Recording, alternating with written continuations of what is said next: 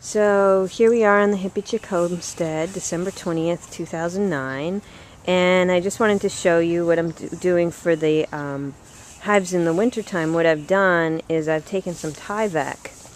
I had some insulation work done on the house, and so I had this roll of Tyvek. I bought all the materials so that I could keep whatever was left over, and I did a double layer. So I cut a piece of Tyvek the height of the current hive minus the height of the feeders, so that I can easily get to the feeder. The feeder's like way up on top here.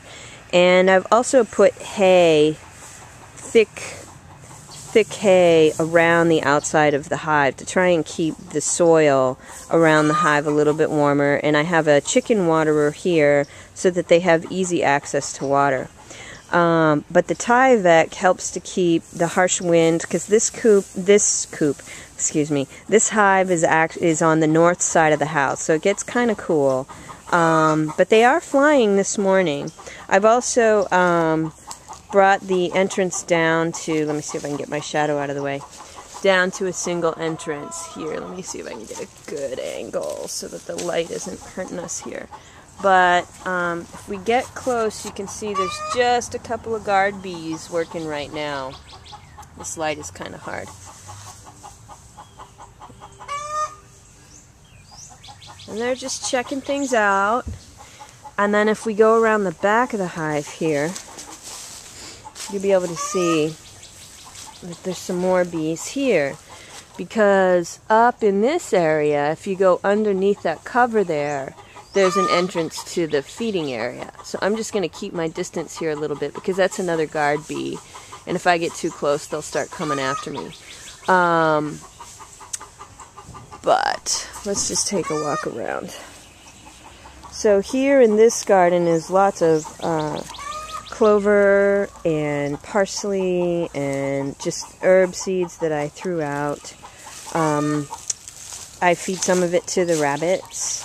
A lot of it I hope will bloom in the spring for the bees. It's quite lovely. It's growing in these conditions. And then this is the sort of fruit tree row. So I have all the fruit trees down here. And what I'm trying to do this year is grow all kinds of herbs underneath the fruit trees, so as to attract and encourage beneficial insects to come our way in the late winter, early spring months, once it starts milding up again.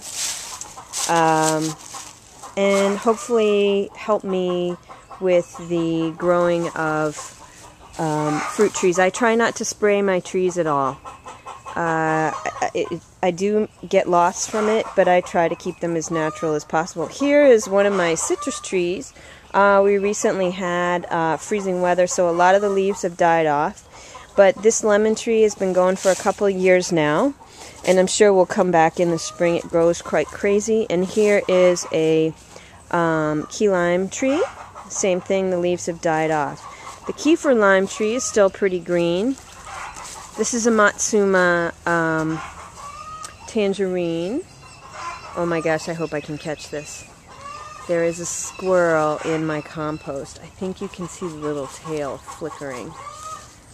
Here he is. Do you see him? He's hanging out in the compost. He's no dummy. I love that. And then here is the smallest of the citrus trees, and this is a grapefruit tree. And again, I have herbs and such planted underneath. And we'll see if they all make it through the winter. I'm going very natural this year. These are the two rabbits here. I've moved them to the south side of the chicken coop, so as to get sun earlier and longer in the day. And so this is Piglet. He's my newest family member, and he's a little Rex, and he's super, super sweet. Hey, Piggy. Hi, Piggy. And he's pitch black. And he loves to drink water. He drinks a lot of water. And what I've done is I've taken these paper ream boxes, and I cut a hole in it, and then I put all this bedding that I thought that they would really like inside, but it seems to me, and both rabbits did it, they kicked a lot of it out.